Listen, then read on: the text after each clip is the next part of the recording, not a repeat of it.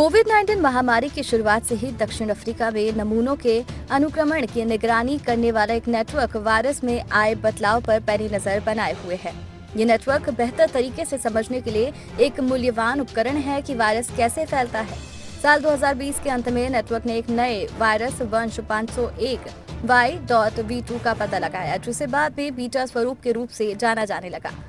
अब एक और नए स्वरूप की पहचान की गई है, जिसे B.1.1.1.529 के नाम से जाना जाता है। इस विषय पर अधिक जानने के लिए द कन्वर्सेशन अफ्रीका के औजैर पटेल ने वैज्ञानिकों से कुछ जानकारी हासिल की, जिसे उन्होंने साझा किया है।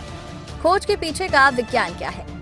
विभिन्न प्रकार के स्वरूप के लिए एक ठोस प्रयास करने की आवश्यकता होती है। कोरोना वायरस के लिए अप्रैल 2020 की शुरुआत में राष्ट्रव्यापी जीनोमिक निगरानी प्रयासों को लागू करने वाले दक्षिण अफ्रीका और ब्रिटेन पहले बड़े देश थे।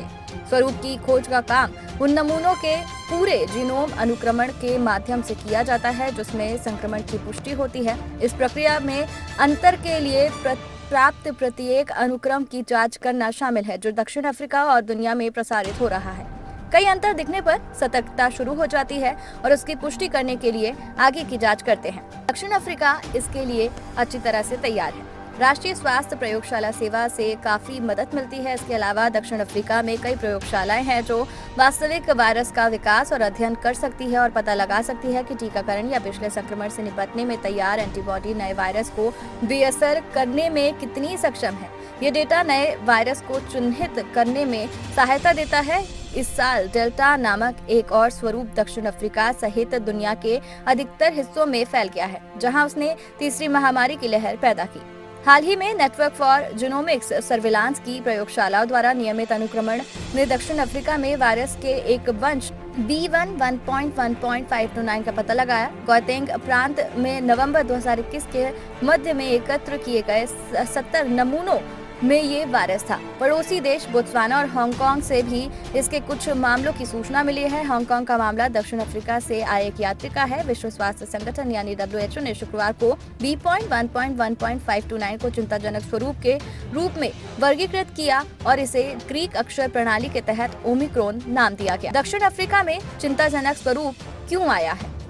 हम निश्चित तौर पर इस बारे में नहीं जानते। ये निश्चित रूप से संक्रामक वायरस की निगरानी के लिए ठोस प्रयासों के परिणाम से कहीं ज्यादा अधिक प्रतीत होता है। ये एक सिद्धांत है कि अत्यधिक संवेदनशील प्रतिरक्षा प्रणाली वाले लोग और जो लंबे समय तक संक्रमण का अनुभव करते हैं, वे नए स्वरूप का स्रोत हो सकते हैं।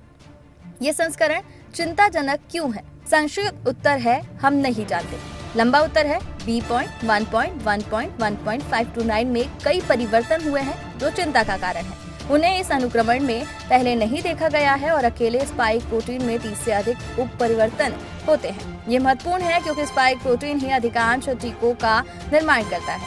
हम ये भी कह सकते हैं कि B.1.1.1.529 की आनुवंशिक प्रोफाइल रुचि और चिंताजनक अन्य स्वरूपों से बहुत अलग है। ये स्वरूप डेल्टा की बेटी या बीटा का पोता नहीं लगता है, बल्कि कोरोना वायरस के एक नए वंश का प्रतिनिधित्व करता है। इसके कुछ आनुवंशिक परिवर्तन अन्य स्वरूपों से ज्ञात है और हम जानते हैं कि वे संचरण क्षमता को प्रभावित कर सकते हैं या प्रतिरक्षा क्षमता को भेज सकते हैं, लेकिन कई नए सवाल और अभी तक अध्ययन नहीं किया गया है।